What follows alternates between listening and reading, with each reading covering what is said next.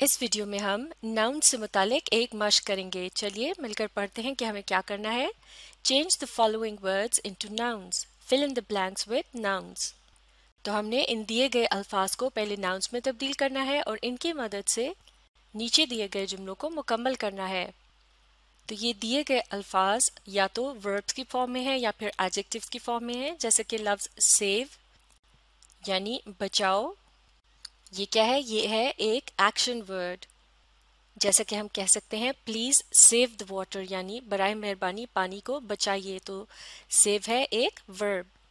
इसी तरह से ये लफ्ज है डेविस्टेटिंग, इसका मतलब है तबाहकुन। इस लफ्ज को इस फॉर्म में एडजेक्टिव के तौर पे इस्तेमाल किया जा सकता है, जैसे कि हम कह सकते हैं डेविस्टेटिंग अर्थक्वेक यानी तबाहकुन जलजला। तो इसी तरह से ये बाकी के अल्फाज हैं, जैसे कि excited, active, helpless, hopeless, able और जस्टिफाई। जैसे कि एक वर्ब जो है वो एक एक्शन वर्ड होता है, इसी तरह से एडजेक्टिव जो होता है वो एक नाउन के मुतालिक एडिशनल इंफॉर्मेशन देता है। तो इसी तरह से नाउन्स क्या होते हैं? नाउन्स होते हैं किसी भी जगह, शख्स या चीज़ का नाम या फिर किसी हालत या कैफियत का नाम। जैसे कि डेविस्टेटिंग के एडजेक्टिव से बन सकता है नाउन डेविस्टेशन, क्योंकि डेविस्टेटिंग का मतलब है तबाहकुन, जबकि डेविस्टेशन का मतलब होगा तबाही। तो तबाही है एक किस्म की हालत का नाम, तो ये हुआ नाउन। तो चलिए अब आप कोशिश करके बताइए लफ्ज सेव से क्या नाउन बन सकता है। सेव का मतलब है बचाइए, तो बचाने से मुतालिक किसी कैफियत या हालत के नाम को क्या कहते हैं? बचाओ। तो बचाओ को इंग्लिश में क्या कहेंगे? सर्वाइवल। तो सेव से बन गया सर्वाइवल। अगला लफ्ज है एक्साइटेड। जब कोई शख्स बहुत जोशो खरोश में हो तो हम कहते हैं वो एक्साइटेड है, यानी जोशो खरोश से भरपूर। तो अब इसका नाउन क्या होगा? इसका नाउन होगा जोशो खरोश, और इसे इंग्लिश में क्या कहते हैं? एक्साइटमेंट। तो एक्साइटेड का नाउन हुआ एक्साइटमेंट। अगला लफ्ज है डेविस्टेटिंग यानी तबाहकुन। तो इसका नाउन क्या होगा? ये होगा डेविस्टेशन। अगला लफ्ज है एक्टिव यानी चाको चौबंद। तो इसका नाउन क्या हो सकता है? एक्टिव का नाउन होगा एक्टिविटी यानी अमल। अगला लफ्ज है हेल्पलेस यानी मजबूर।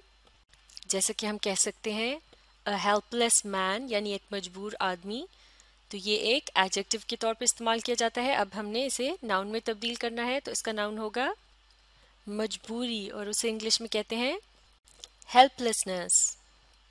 तो हेल्पलेसनेस है एक किस्म की हालत का नाम, जैसे हम कहते हैं हालत मजबूरी, स्टेट ऑफ हेल्पलेसनेस। अगला लफ्ज है होपलेस यानी मायूस कुन। ये लफ्ज भी एडजेक्टिव के तौर पे इस्तेमाल किया जा सकता है, जैसे कि हम कह सकते हैं होपलेस न्यूज़ यानी मायूस कुन खबर। न्यूज़ या खबर का लफ्ज जो है वो एक नाउन है और होपलेस का लफ्ज उसे डिस्क्राइब कर रहा है, इसलिए ये एक एडजेक्टिव के तौर पे इस्तेमाल किया गया है। तो अब ये करना है कि हमें इसका नाउन बताना है।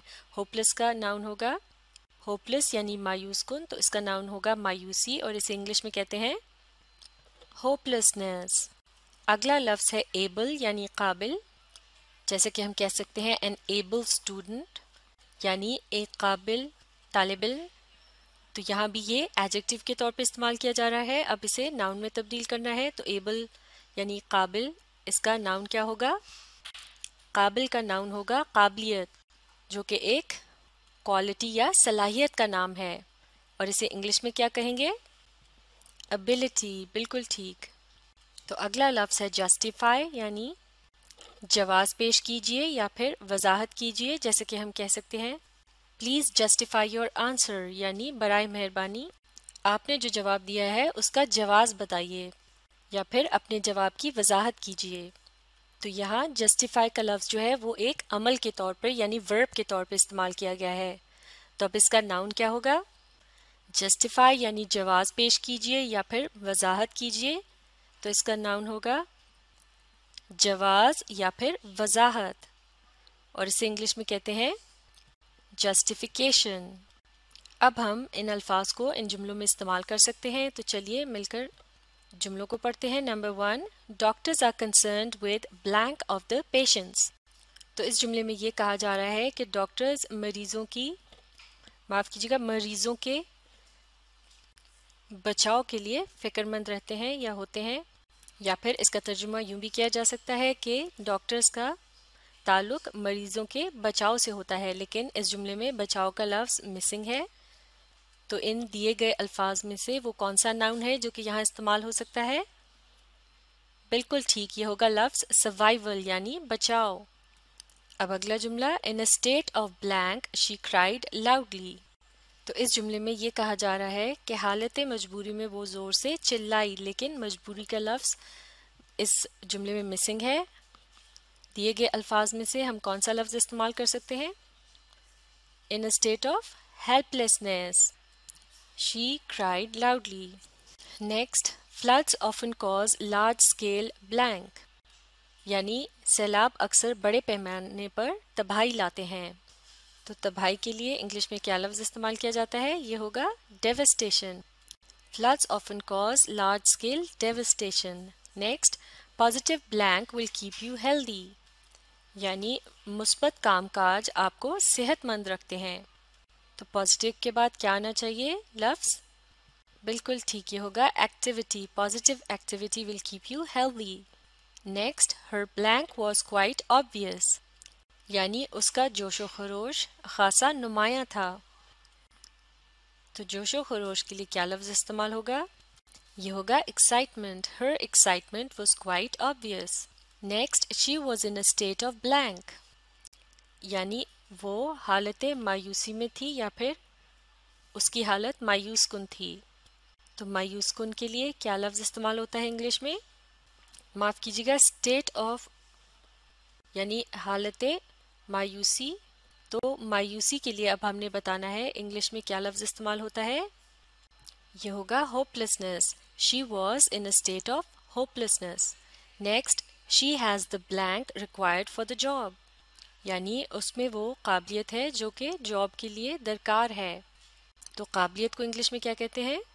इसे कहते हैं एबिलिटी।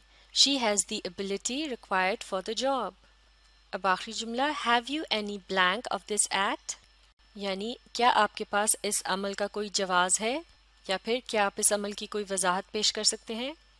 तो वजाहत या जवाज़ के लिए इंग्लिश में क्या लफ्ज़ इस्तेमाल होता है?